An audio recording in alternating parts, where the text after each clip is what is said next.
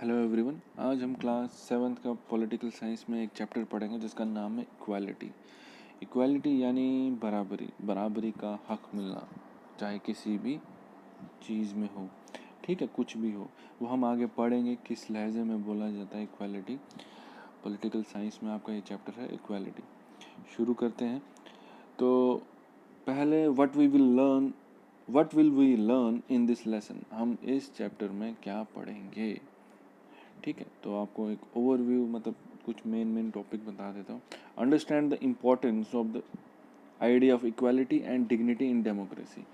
कि ये सोचना है, ये समझना है कि जो बराबरी और जो सेल्फ रिस्पेक्ट यानी डिग्निटी जिसमें आप एक इंसान की, हाँ, उसकी खासियत क्या है जमहूरियत में। इक्वालिटी इन इंडिया, इक्वालिटी यानी बराबरी का जो हक है इंडिया में क्या है। Issues of inequalities in other democracies. तो जो कुछ इनइक्वालिटीज की वजह से जो कुछ प्रॉब्लम्स आ रही, जो मसले खड़े होते हैं जो बाकी डेमोक्रेसीज में, मतलब इंडिया को छोड़ के बाकी जैसे यूएसए में, वहाँ पे क्या दिक्कतें आती हैं, ठीक है। फिर सबसे पहले इंट्रोडक्शन में हम पढ़ेंगे every modern country must provide equal rights and opportunities to all its citizens, whatever their age, religion, caste, gender, or skills and abilities. जितने भी मॉडर्न कंट्रीज़ है, जहाँ देश है, उनको क्या करना चाहिए, उनका फ़र्ज़ है कि वो सबको बराबर का हक दे, उनको बराबर का मौका दे। जो वहाँ के जो लोग हैं, जो वहाँ के जो शहरी हैं, उनको बराबर का हक, बराबर का मौका मिले।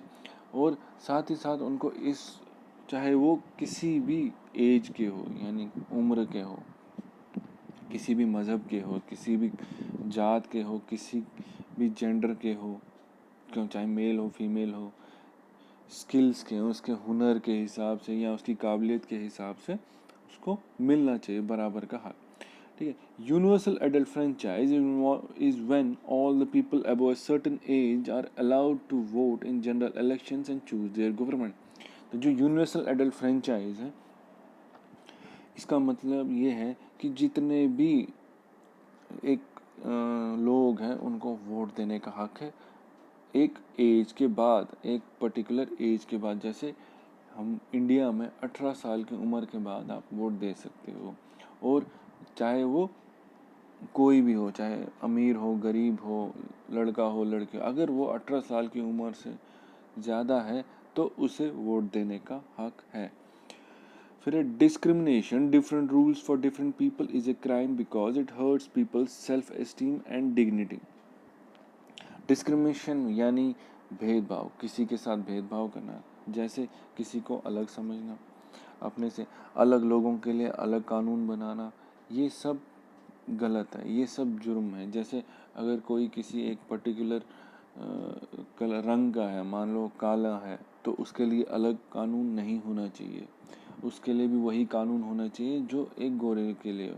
या कोई अमीर है उसके लिए अलग कानून हो और जो गरीब है उसके लिए अलग कानून हो, तो ये भी एक हिसाब से भेदभाव है, ठीक है।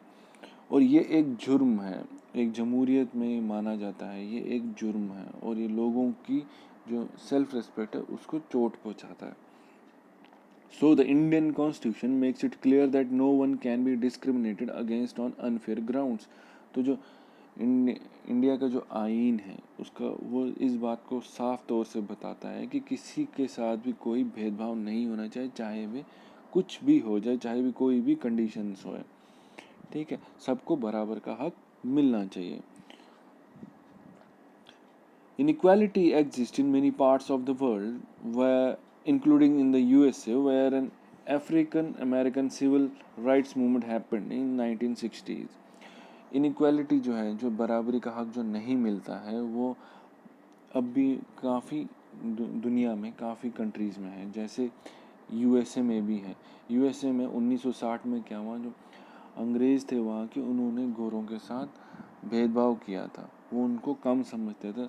उसका नाम देते हैं African American civil rights movement. उस टाइम पे जो 1960 में हुआ था, जिसमें जो वहाँ के जो गोरे लोग हैं उनको कम समझते थे, Although democracy is the most common and popular type of government in the modern world, हालांकि जो जमहूरियत की सरकार होती है ये सबसे आम है और सबसे मशहूर गवर्नमेंट है। मशहूर मतलब क्या, सबसे ज़्यादा लोग इसको मानते हैं आज के ज़माने में, ठीक है।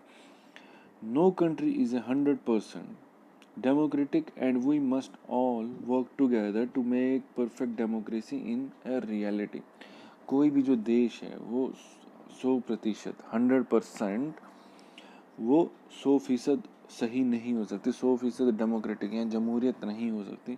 हम सब लोगों को एक साथ काम करके इसको इस जो जमहूरियत को इसको हकीकत में लाना है, परफेक्ट की तरफ, ठीक है। क्योंकि जब हम सब जब मिल के काम करेंगे कि हम सब बराबरी का हक देंगे लोगों को, तो धीरे धीरे धीरे धीरे सबको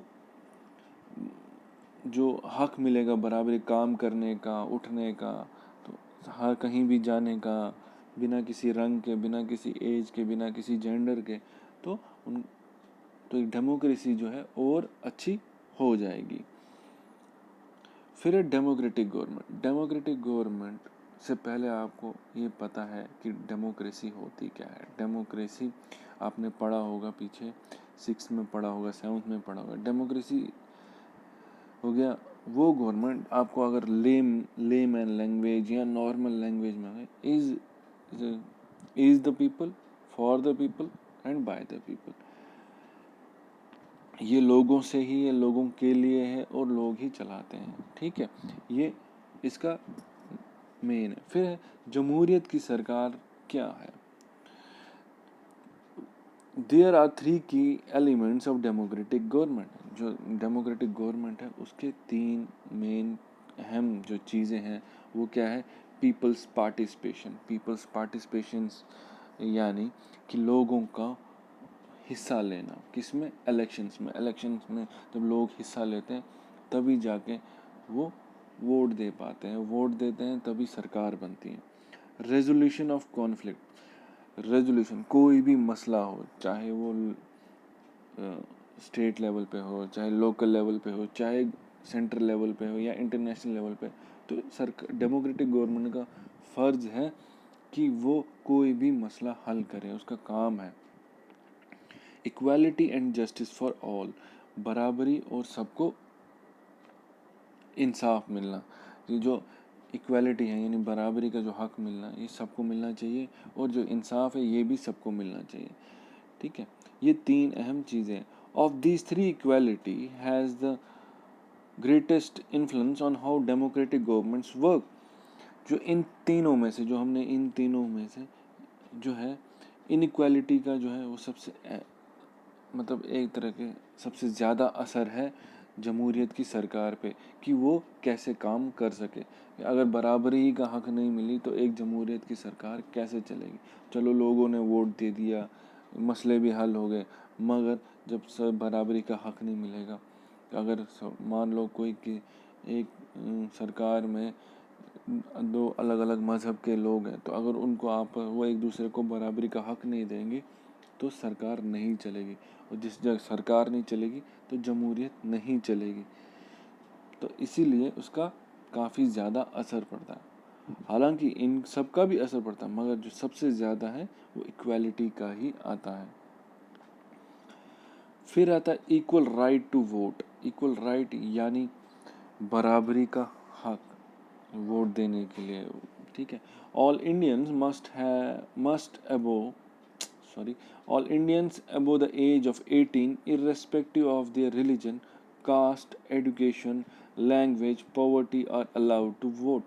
जितने भी इंडियंस हैं, जितने भी इंडिया के शहरी हैं जो 18 साल की उम्र तक हैं, 18 साल की उम्र के हो गए हैं या 18 साल की उम्र से ज़्यादा है, उनको वोट देने का हक है।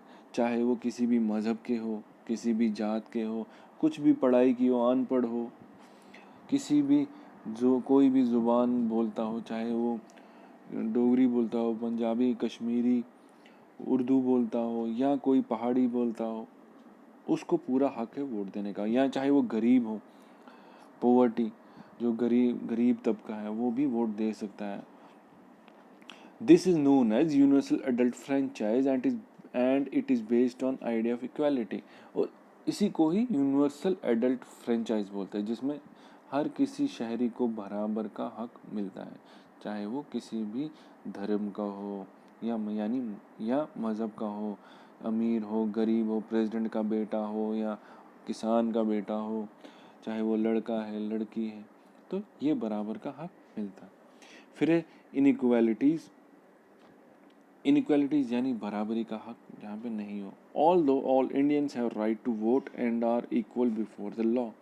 हालांकि जितने भी हिंदुस्तानी यानी इंडियंस, जितने भी इंडिया के जो शहरी हैं या इंडिया के जो लोग हैं, उनको पूरा हक है वोट देने का, और वो जो कानून है उसके सामने बराबर है। There are many inequalities also, मगर कुछ जो इनइक्वालिटी जो ना बराबरी है एक हिसाब से वो कुछ है, वो जैसे such as those related to people gender economic status caste religion extra. जैसे क्या है कि यहाँ पे अलग अलग अलग मज़हब के लोग हैं इंडिया में, यहाँ पे अलग अलग इकोनॉमिक स्टेटस के, यानी कोई अमीर है, कोई गरीब है, कोई मीडियम मतलब मिडिल क्लास फैमिली का, तो अलग अलग तबके के, कोई अलग जात के हैं, रिलीजन मज़हब अलग, फिर जेंडर यानी कोई लड़का है लड़की है, तो ये सब पे ये भी एक हिसाब से इनइक्वालिटी है।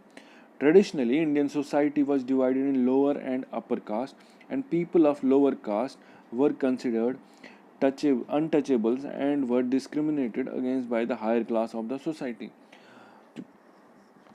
एक पुराने वक्त से क्या जो इंडिया की जो सोसाइटी है इंडिया, तो ये दो हिस्सों में बांटी गई थी, जो एक लोअर कास्ट एक अपर कास्ट, आप सुनते ही होंगे। तो एक ऊंची जात के एक नीची जात के, तो जो नीची जात के जो लोग थे उनको दलित माना जाता था। दलित क्यों? और उनको अनटचेबल मतलब जिनको कोई छुएगा नहीं। कौन? जो अमीर लोग, जो अपर क्लास के होंगे, वो लोग टच नहीं, इसलिए उनको अनटचेबल्स बोला था। उनके साथ कोई बात नहीं करेगा, उनके साथ कोई खाना नहीं खाएगा। तो ये पहले होता था, ये आज़ादी के वक्त, आज़ादी से पहले ये सब होता था। और इनको जो ऊंचे तबके के लोग हैं अपने से कम समझते, उनको अलग समझते थे। तो